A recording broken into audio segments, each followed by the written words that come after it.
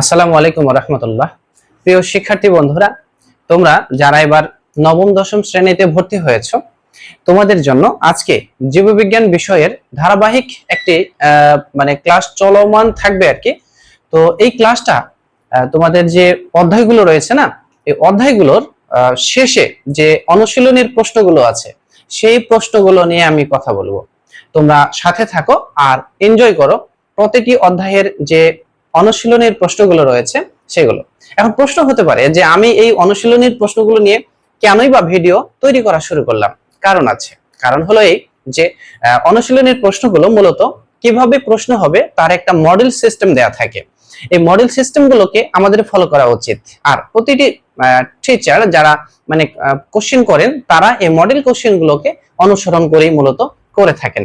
আর অনুশীলনীর এই প্রশ্নগুলো প্রত্যেকটা ক্লাসে প্রতিটা বইয়ে কিন্তু শেষে থাকে, আর এগুলো খুবই গুরুত্বপূর্ণ। তাহলে চলো শুরু করা যাক। দেখো, জীববিজ্ঞান নবম দশম শ্রেণী, স্পেশালি বায়োসিটির পক্ষ থেকে আমরা শুধুমাত্র জীববিজ্ঞান পড়াই, অন্য কোনো সাবজেক্ট আমরা পড়াই না। তো জীববিজ্ঞানের ভালো একটি সার্ভিস নিতে হলে আমাদের সাথে থাকো আর উপভোগ করো আমাদের ক্লাসগুলো।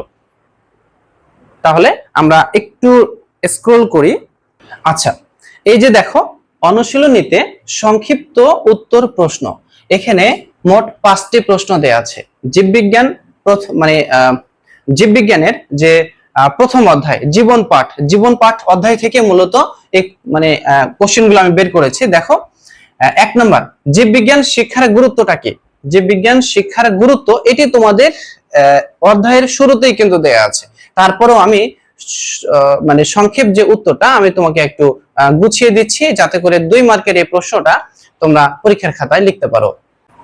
এই যে দেখো, 2 মার্কের এই প্রশ্নটা তোমরা যদি সংক্ষেপে এভাবে লিখো তাহলে কিন্তু তোমরা 2 মার্কস পেতে পারো। আসলে জীববিজ্ঞান আমরা কেন শিখবো বলো তো? পুরো জীব জগৎকে জানবো সেজন্যই তো, তাই না? এছাড়া জীববিজ্ঞানকে আমরা শিখবো যে এই পৃথিবীতে কোন জীব কোন ধরনের। জীববিজ্ঞান শিক্ষার গুরুত্ব এটি অনেক। সারা পৃথিবীতে যতগুলো জীব রয়েছে, এই জীবগুলো সম্পর্কে যদি আমরা সঠিক ধারণা না রাখতে পারি তাহলে সত্যিকার অর্থে এই জীবগুলো কোনটা আমাদের জন্য কল্যাণকর আর কোনটা যে অকল্যাণকর এটা বোঝা বড় দায়। আসলে একটা সময় কি হয়েছিল জানো? মাশরুম খেয়ে মানুষ মারা গিয়েছিল। তো এই মাশরুম খেয়ে কেন মানুষ মারা গেল বলো দেখি? কারণ মাশরুম নিয়ে তাদের পর্যাপ্ত কোনো গবেষণা ছিল না। তাহলে দেখো তো, জীববিজ্ঞানের প্রতিটি জীব সম্পর্কে জানাটা মানুষের কতটা জরুরি। এভাবে প্রতিবার কি জীবন দিয়ে দিয়ে জীববিজ্ঞান শিখতে হবে? না, আমরা জীবন না দিয়ে জীববিজ্ঞান শিখবো। অতএব যতদিন বেঁচে আছো বন্ধু, জীববিজ্ঞান শিক্ষার গুরুত্বটা একটু ভালো করে পড়ে নিও, ঠিক আছে? আর পরীক্ষার খাতায় নম্বর পাওয়ার জন্য এতটুকু লিখলেই হবে। হ্যাঁ, এবার দেখো জীববিজ্ঞানের ভৌত শাখাগুলোর নাম লিখো। তোমার এই অধ্যায়ের শুরুতেই আমি দেখাচ্ছি। দেখো, জীববিজ্ঞানের ভৌত শাখাগুলো কি কি। এখানে প্রায় 11টি ভৌত শাখা রয়েছে। এই 11টি ভৌত শাখাকেই তোমার পরিপূর্ণভাবে তার বাংলা পয়েন্ট এবং তার যে ইংলিশ মিনিংসটা পুরোটাই পড়তে হবে। হ্যাঁ, প্রথমে কি রয়েছে? অঙ্গ সংস্থান। এটা ইংলিশে একে বলা হয় মরফোলজি। কোনো জীবের বাহ্যিক অবকাঠামো দেখে যখন কি করা হয়, স্টাডি করা হয়, তখন সেই ধরনের বিজ্ঞানকে বলা হচ্ছে অঙ্গ সংস্থান। শ্রেণীবিন্যাস বিদ্যা। তাহলে জীববিজ্ঞানের এই শাখাতে মূলত শুধুমাত্র জীবের শ্রেণীবিন্যাস করা হয়, এর বাইরে আর তেমন কোনো আলোচনা এখানে নেই। তারপরে দেখো, শারীরবিদ্যা বা ফিজিওলজি। কোন একটা জীবের, হোক সেটা উদ্ভিদ অথবা প্রাণী, ওই জীবটার শারীরিক অবস্থা, তার শারীরিক যে বিভিন্ন রকম বিষয় রয়েছে, এগুলো নিয়ে রয়েছে শারীরবিদ্যা। এবার দেখো হিস্টোলজি। হিস্টোলজি মূলত কোনো একটা জীবের যে টিস্যু তন্ত্র রয়েছে, এই টিস্যু তন্ত্রগুলো নিয়ে যে আলোচনা রয়েছে, এই টিস্যু তন্ত্র নিয়ে আলোচনার যে বিজ্ঞান, জীববিজ্ঞানের যে শাখায় টিস্যু নিয়ে আলোচনা করা হয়, সেই শাখাটাকে বলা হচ্ছে হিস্টোলজি। এভাবে ধারাবাহিকভাবে তাত্ত্বিক বিষয়গুলো নিয়ে যেখানে আলোচনা করা হয়েছে, এগুলোকে বলা হচ্ছে ভৌত বিজ্ঞান। তুমি এই জায়গা থেকে ভৌত বিজ্ঞানের যে শাখাগুলো তুমি এটা পেয়ে যাবে। এবার দেখো, জীববিজ্ঞানের ফলিত শাখাগুলোর নাম লিখো। এই জীববিজ্ঞানের ফলিত শাখা কোনগুলো? যেগুলো জীবের প্রয়োগের বিষয়গুলো আলোচনা করা হয়, অর্থাৎ জীববিজ্ঞানের যে জ্ঞানটাকে প্রয়োগ করা হয় মানবতার স্বার্থে, মানবতার কল্যাণে, এই প্রয়োগের জন্য কিন্তু আলাদা বিজ্ঞানের শাখা রয়েছে। প্রত্যেকটা আইটেমের আলাদা আলাদা বিজ্ঞান চর্চা হয়। তো এই শাখাগুলো যেগুলো জীবের প্রয়োগের দিক নিয়ে আলোচনা করা হয়, শুধুমাত্র তাত্ত্বিক রুমে বসে থেকে গবেষণার বিষয় না। এখন গবেষণা তো করলাম, এটা বাস্তবে প্রয়োগ করলে দেখতে কেমন হবে বা ফলাফল কিরকম আসবে, এই সকল বিজ্ঞান নিয়ে, এই সকল বিষয় নিয়ে বিজ্ঞানের যে শাখায় আলোচনা করা হবে সেটাই মূলত হচ্ছে তার ফলিত শাখা। আচ্ছা, এই বইয়ে তোমাদের দেয়া আছে, দেখবা 17টি ফলিত শাখা তোমাদের বইয়ের সিলেবাসে দেয়া আছে। এই 17টির নাম তোমাকে মুখস্থ করতে হবে। তুমি 17টির নাম এবং তার কার্যাবলী এবং আলোচনার পরিসর সংক্ষেপে অবশ্যই মনে রাখবে। এই জায়গা থেকে কিন্তু গুরুত্বপূর্ণ কয়েকটা প্রশ্ন হয়, ক অথবা খ, 1 মার্কের অথবা 2 মার্কের এই প্রশ্নগুলো এখানে হয়। হ্যাঁ, তো মানে কোন ধরনের প্রশ্ন এখান থেকে হয় এটা পরবর্তীতে আমি অন্য কোনো ভিডিওতে তোমাদের সামনে আলোচনা করব। এখন দেখো দ্বিপদ নামকরণ পদ্ধতি, এই যে কোশ্চেনটা দেখো, দ্বিপদ নামকরণ, ওই যে দেখো 1753 সালে বিজ্ঞানী ক্যারোলাস লিনিয়াস উনি সর্বপ্রথম স্পেসিস প্ল্যান্টারাম নামক একটি বই লিখেছিলেন। ওই বইটাতে কিন্তু কোন জীবের নামকরণ করার ক্ষেত্রে কোন ধরনের নিয়ম কানুন অনুসরণ করতে হবে সেখানে লেখা আছে। সেই নিয়ম কানুনের মাধ্যমেই কিন্তু আজকাল যত তোমরা বৈজ্ঞানিক নাম দেখো, এই বৈজ্ঞানিক নামগুলোই মূলত ওই নিয়মের অধীনে বা ওই নিয়ম অনুসারেই কিন্তু করা হয়। তো সেই নামটাই মূলত হচ্ছে দ্বিপদ নামকরণ, অর্থাৎ প্রত্যেকটা জীবের নামের, বৈজ্ঞানিক নামের দুটি অংশ থাকবে, একটা হচ্ছে গণ আর আরেকটা হচ্ছে স্পেসিস। এই গণ এবং স্পেসিস দুটো মিলে হচ্ছে কোন একটা জীবের ইউনিক বৈজ্ঞানিক নাম। এই নামটি দেখে মূলত ওই জীবটাকে চেনা যায়।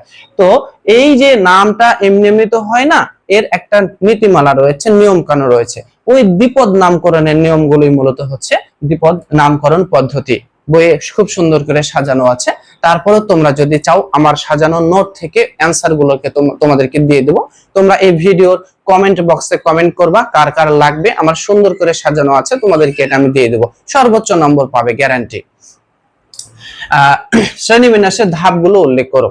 এই যে দ্বিপদ নামকরণ করতে গেলে পুরো জীব জগৎকে যে বিভিন্ন বিভাগে ভাগ করা হয়, হ্যাঁ, তারপরে সেটাকে মানে কি বলবো, গোত্র, তারপর হচ্ছে বর্গ, হ্যাঁ, তারপর হচ্ছে গণ, প্রজাতি, এই যে যে সিঁড়ি, এই যে ধাপগুলো, হ্যাঁ, এগুলি মূলত হচ্ছে শ্রেণীবিন্যাসের ধাপ।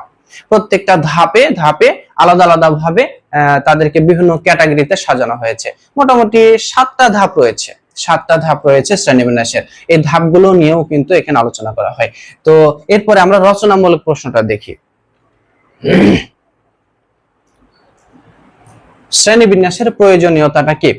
আচ্ছা বন্ধু, তুমি বলো তো, কোন একটা জীবের, সারা পৃথিবীতে যতগুলো জীব রয়েছে এগুলোকে যদি তুমি আলাদা আলাদা ভাবে ক্লাসিফাই না করো, শ্রেণীবিন্যাস না করো, সবগুলো জীবকে দেখতে একই রকম, বলো একই রকম তো নয়, আলাদা আলাদা। তাহলে শ্রেণীবিন্যাসের প্রয়োজনীয়তা অবশ্যই আছে। দেখো কোন জীবটা কোন জীবের সাথে গন্ডগোল করে, কোন জীবটা কোন জীবের বন্ধু হয়ে থাকে, আবার কোন জীব মানে কোনটা উদ্ভিদ, কোনটা প্রাণী, হ্যাঁ, তারপর হচ্ছে কোনটা হচ্ছে আণুবীক্ষণিক জীব, হ্যাঁ, কোনটা হচ্ছে তোমার মানে ছত্রাক, মানে সামগ্রিকভাবে এই পৃথিবীতে নানান ধরনের জীব রয়েছে। এই সকল জীবগুলোকে তুমি যদি একটা শ্রেণীবিন্যাসের আওতায় না নিয়ে আসো, তাহলে এতগুলো জীবকে তুমি কি করে জানবে বলো? সহজে তাদেরকে কি করে বুঝবে কোনটা তোমার জন্য উপকারী আর কোনটা যে তোমার জন্য ক্ষতিকর? এটা বোঝা বড় মুশকিল হয়ে যায়। কোনটাকে কোন শ্রেণীর মধ্যে রাখবা, কোন বিভাগের মধ্যে রাখবা। এই হিসাবে একজন শ্রেণীবিন্যাসবিদ, হুইটেকারের নাম তোমরা নিশ্চয় শুনেছো, ডব্লিউ.এইচ. হুইটেকার। উনি 1969 সালে, কত সালে বললাম বলো দেখি? এই যে দেখো 1969 সালে, কি নাম বললাম? হুইটেকার। হুইটেকার হুইটেকার সর্বপ্রথম একটা 5 রাজ্য ভিত্তিক ক্লাসিফিকেশন করেছিলেন। এই 5 রাজ্যের যে ক্লাসিফিকেশন উনি করেছিলেন, নামটা কি তোমাদের মনে আছে? একটু মনে করে মানে দেখার চেষ্টা করো দেখি মনে আছে কিনা। প্রথমে কি ছিল? মনেরা, তারপরে কি প্রটিস্টা, তারপরে কি ফাঞ্জি, তারপরে প্লান্টি, আর সর্বশেষ হচ্ছে অ্যানিমেলিয়া। এই যে 5 রাজ্যে ভাগ করা হয়েছে।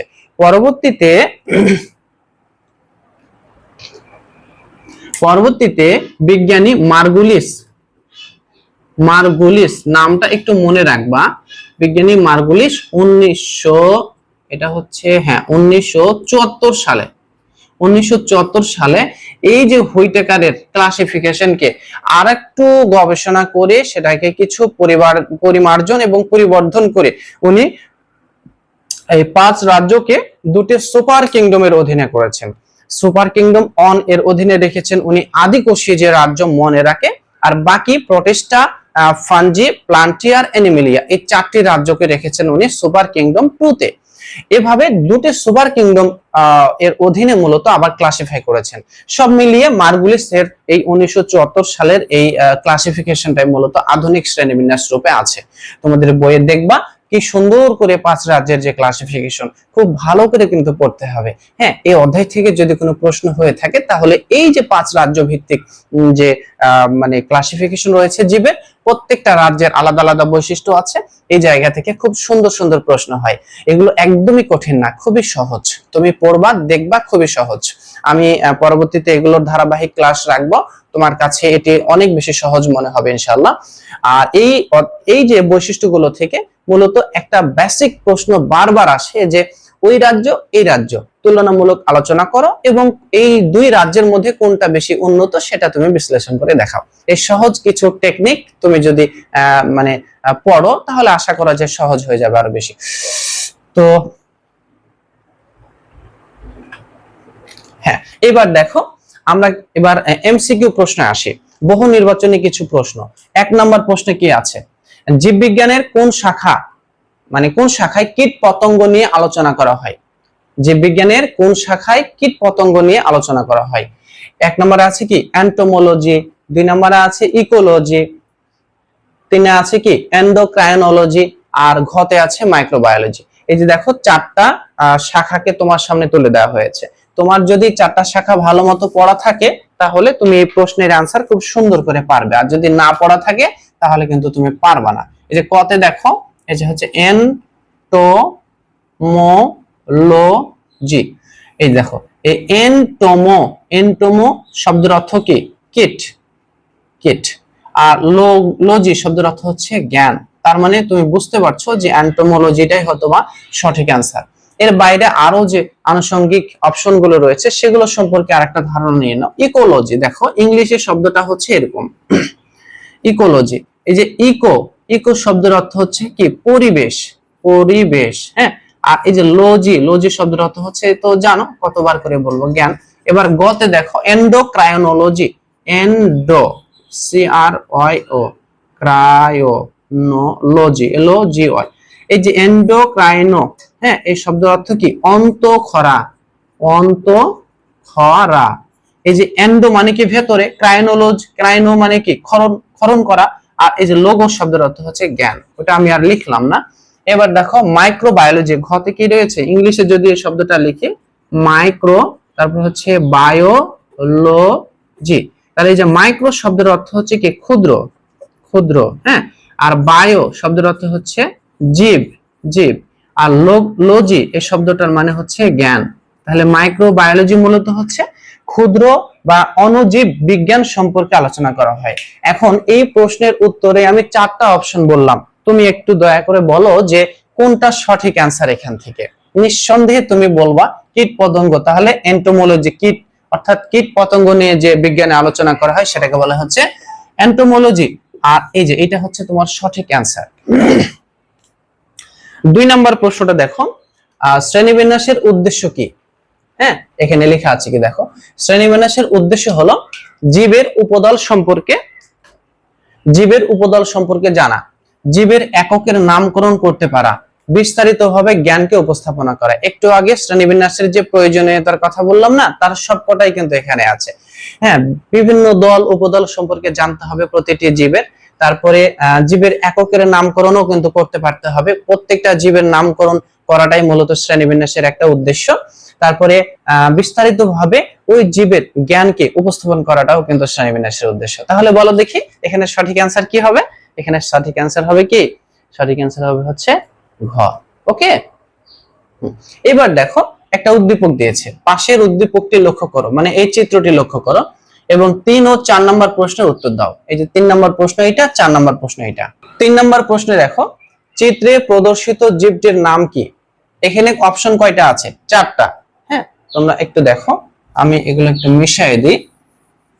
1 নম্বর অপশন যেটা সেটা হচ্ছে অ্যামিবা, 2 নম্বরটা হচ্ছে ডায়াটম, 3 নম্বর প্যারামেসিয়াম, 4 নম্বর ব্যাকটেরিয়া। এখন ঠিক এই চিত্রটা তোমাদের বই কিন্তু আছে। চলো একটু পেছনে গিয়ে সেটা একটু আমরা দেখার চেষ্টা করি।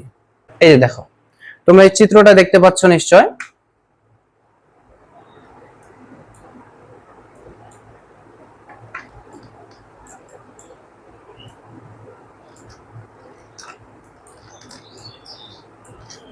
দেখো এই যে ক ক চিত্রের এটা কি বলো দেখি? ব্যাকটেরিয়া। তুমি কি পেছন লেখাটা স্পষ্ট বোঝা যাচ্ছে কিনা একটু দেখো, আমি কাছে নেই, স্ক্রিনের কাছে নেই। দেখো এটা কি চিত্র? ব্যাকটেরিয়া। আর খ এটা কি? নষ্টক। এটা একটি নীলাভ সবুজ শৈবাল। হ্যাঁ, তুমি যদি বই সঠিকভাবে পড়ো তাহলে দেখবা যে তোমার সকল প্রশ্নের উত্তর দেওয়াটা সহজ হচ্ছে। এটা কি বলতো? এই যে এর আকৃতিটা কিন্তু আসলে ফিক্সড না, এটা হচ্ছে অ্যামিবা। ক চিত্র এটা অ্যামিবা। আর এইটাকে বলা হচ্ছে ডায়াটম। সত্যিকার অর্থে এটা ডায়াটম বলতে অনেকগুলো শৈবালকে বোঝায়। ডায়াটম এইটা নাভিকোলা। নাভিকোলা এটা একটা মানে জলজ শৈবাল, এটা হচ্ছে ডায়াটম। তাহলে তুমি ডায়াটম দেখলে, তারপরে অ্যামিবা দেখলে, আর ওই যে ব্যাকটেরিয়া দেখলে, শুধুমাত্র প্যারামেসিয়ামটা তুমি দেখো নাই। তাহলে যেহেতু তোমার অপশনের উত্তরটা পাওয়া যাচ্ছে, তাহলে এটা তো আর, হ্যাঁ একটু দেখো এবার অনুশীলনীতে আমরা যাই। এই দেখো চিত্রে তাহলে এখন প্রদর্শিত জীবটার নাম কি হবে বলো দেখি? এটা নাম হবে ব্যাকটেরিয়া। আর ব্যাকটেরিয়াতে মনে রাখবা এই যে দণ্ডাকার একটা শেপ, ভেতরে ডিএনএ আছে, অন্যান্য প্লাজমিড আছে, গোলাকার বৃত্তাকার ডিএনএ, এবং এর সাথে কি আছে? একটা লম্বা ফ্লাজেলা আছে। হ্যাঁ, এটাকে দেখে আমরা বুঝতে পারবো এটি একটি আণুবীক্ষণিক অণুজীব ব্যাকটেরিয়া। 4 নম্বর প্রশ্নটা দেখো, উদ্দীপকে প্রদর্শিত জীবটির বৈশিষ্ট্যটা কি? আচ্ছা, এরা চলনে সক্ষম। যখনই কোনো জীবের ফ্লাজেলা থাকবে, একটু লক্ষ্য করো, এটাকে বলা হচ্ছে চলন অঙ্গাণু, ফ্লাজেলা। এটাকে কি বললাম? ফ্লাজেলা। এটা হচ্ছে ফ্লাজেলা। ফ্লাজেলা মূলত কোন জীবের চলন অঙ্গাণু। অর্থাৎ যদি কোনো জীবের ফ্লাজেলা থাকে তাহলে সেটা হচ্ছে তার চলতে সহায়তা করে। তার মানে ফ্লাজেলা একটি চলন অঙ্গাণু। অর্থাৎ যেহেতু ফ্লাজেলা আছে তার মানে চলন অঙ্গাণু, এটা কারেক্ট। এরা খাদ্য তৈরিতে অক্ষম। তাদের নিউক্লিয়াস সুগঠিত। এরা কিন্তু খাদ্য তৈরি করতে কি অক্ষম। হ্যাঁ, তবে এদের বিশেষ ধরনের এক ধরনের ক্লোরোপ্লাস্ট আছে যেটা তাদেরকে খাদ্য তৈরিতে সহায়তা করে। আর তাদের নিউক্লিয়াস সুগঠিত, এটা মিথ্যা কথা। এদের নিউক্লিয়াস সুগঠিত নয়। এদের নিউক্লিয়াস কি নয়? সুগঠিত নয়। আমরা জানি যে একটা নিউক্লিয়াসকে সুগঠিত হতে হলে, একটা নিউক্লিয়াসকে সুগঠিত নিউক্লিয়াস হতে হলে, এই দেখো সুগঠিত নিউক্লিয়াস হতে হলে, হ্যাঁ, তাদের তিনটা চারটা আইটেম থাকতে হবে। একটা কি? Nuclear membrane. এই যে দেখো একটা নিউক্লিয়াস ধরে নিলাম, এটা একটা নিউক্লিয়াস, তার নিউক্লিয়ার মেমব্রেন থাকতে হবে। হ্যাঁ, তার ভেতরে নিউক্লিওলাস থাকতে হবে। তারপরে এই যে পেঁচানো ক্রোমাটিন জালিকা থাকতে হবে, নিউক্লিওপ্লাজম থাকতে হবে। আবার কেউ কেউ একটা কথা বলেন, সেটা হলো নিউক্লিয়ার রন্ধ্র থাকতে হবে।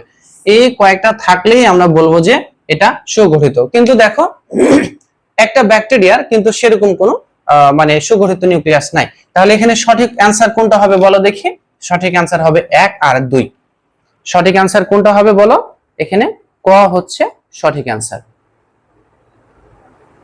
আচ্ছা, নৈর্ব্যক্তিক শেষ। এবার আমরা একটা সৃজনশীল প্রশ্ন দেখি। দেখো এখানে চিত্র 1 আর চিত্র 2, চিত্র 1 এ যে চিত্রগুলো তোমরা দেখতে পাচ্ছ, সাধারণভাবে আমরা এটাকে কি জানি বলো দেখি? বৃষ্টির সময় ওই যখন ঘ্যাঙ্গর ঘ্যাঙ্গর ব্যাঙ ডাকে, তখন তাদের প্রচুর বৃষ্টি থেকে মানে রক্ষা করার জন্য তারা ছাতা ব্যবহার করে। আমরা এটাকে ব্যাঙের ছাতা হিসেবে চিনি, তাই না? আচ্ছা, সত্যিকার অর্থে এটি কিন্তু একটি ছত্রাক। এই ছত্রাকটার নাম হলো মাশরুম।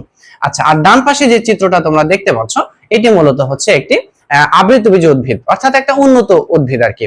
এদের মূল আছে, পাতা আছে, কাণ্ড আছে, ইত্যাদি ইত্যাদি। 1 নম্বর প্রশ্ন, শ্রেণীবিন্যাসের একক কি? শ্রেণীবিন্যাসের একক হচ্ছে প্রজাতি। সোজা কথা, একক হচ্ছে প্রজাতি। বংশগতিবিদ্যাকে জীববিজ্ঞানের ভৌত শাখা বলা হয় কেন? ওই যে একটু আগেই তোমাদেরকে ভিডিওর শুরুতে বলেছিলাম না যে জীববিজ্ঞানের দুটি মৌলিক শাখা, একটা হচ্ছে ভৌত জীববিজ্ঞান আর একটা হচ্ছে ফলিত জীববিজ্ঞান। তো ভৌত জীববিজ্ঞানে মূলত তাত্ত্বিক বিষয় নিয়ে আলোচনা করা হয়, আর যেটা হচ্ছে ফলিত জীববিজ্ঞান, সেখানে প্রয়োগের বিষয়গুলো নিয়ে আলোচনা করা হয়। তো এখানে বলা হচ্ছে বংশগতিবিদ্যাকে জীববিজ্ঞানের ভৌত শাখা বলা হয় কেন? কারণটা হলো যে বংশগতি বিদ্যা আসলে এটা একটা তাত্ত্বিক আলোচনার বিষয়। হ্যাঁ, এই জন্যই মানে বংশগতি বিদ্যাকে কি বলা হয়, জীববিজ্ঞানের ভৌত শাখা বা তাত্ত্বিক শাখা বলা হয়। আর চিত্র 2 এর উদ্ভিদটির নামকরণের ক্ষেত্রে কিভাবে তুমি ধারাবাহিকতা বজায় রাখবে ব্যাখ্যা করো। এই যে চিত্র 2 দেখো, এটি একটি আবৃতবীজী উদ্ভিদ। এই আবৃতবীজী উদ্ভিদের নামকরণের ক্ষেত্রে ধারাবাহিকতা বজায় রাখার বিষয়টা কি জানো? সেটা হচ্ছে তোমার দ্বিপদ নামকরণের নিয়মাবলী। এই দ্বিপদ নামকরণের নিয়মাবলীর মাধ্যমে মূলত এই উদ্ভিদের নামকরণটা করতে হবে। হ্যাঁ, সেটা বোঝাচ্ছে। এবার চিত্র 1 এবং চিত্র 2 এর মধ্যে চিত্র 1 এটা হচ্ছে মাশরুম, এটা একটা ছত্রাক, হ্যাঁ, বা ফানজি রাজ্যের অধীনে। আর চিত্র 2 যেটা, হ্যাঁ, এটা হচ্ছে তোমার আবৃতবীজ অর্থাৎ প্লান্টি। তাহলে ফানজি তারপরে প্লান্টি, ফানজির চাইতে প্লান্টিটা বেশি উন্নত।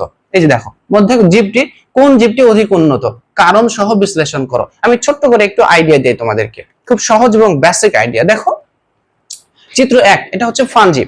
ফানজি মূলত স্বাধীন নয়, এরা স্বভোজী নয়, এরা নিজের খাদ্য নিজে তৈরি করতে পারে না। এদের মানে এদের এই যে ছত্রাক বা ফানজি, এর মানে কোষ প্রাচীরে কাইটিন আছে, মূলত এদের মানে ক্লোরোপ্লাস্ট থাকে না, বিধায় এরা সূর্যের আলোর উপস্থিতিতে নিজের খাদ্য নিজে তৈরি করতে পারে না। তাহলে এরা খায় কি?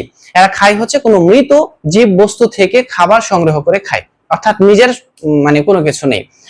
আর এই ফানজি রাজ্যের অধীনে যতগুলো জীব রয়েছে এরা, হ্যাঁ, যখন অন্যের থেকে খাবার পাবে না মারা যাবে। আর আরেকটা বিষয়, এদের কোনো মূল নেই, শেকড় নাই। মূলত মূল সদৃশ যে গঠনগুলোকে আমরা দেখি সেগুলোকে বলা হচ্ছে মাইসেলিয়াম, সূত্রাকার গঠন।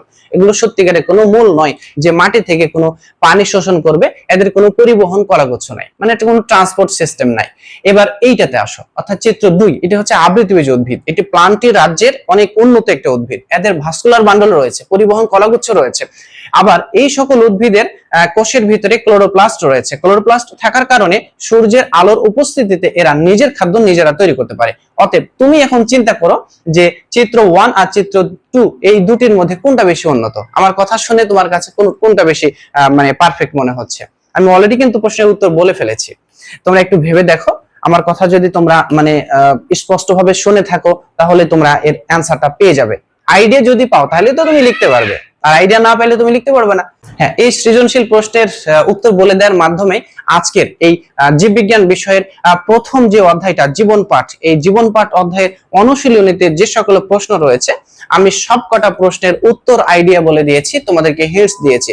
আশা করি তোমাদের উত্তর খুঁজে পেতে এটি সহায়তা করবে। আর পারফেক্ট অ্যান্সার যদি পেতে চাও আর এই অধ্যায়ের ফুল নোট যদি তুমি পেতে চাও তাহলে অবশ্যই আমাদের ফেসবুক পেজটিকে ফলো করবে এবং ইউটিউব চ্যানেলটিকে সাবস্ক্রাইব করে রাখবে। পরবর্তীতে ধারাবাহিকভাবে আমরা ভিডিওগুলো দিতে থাকবো।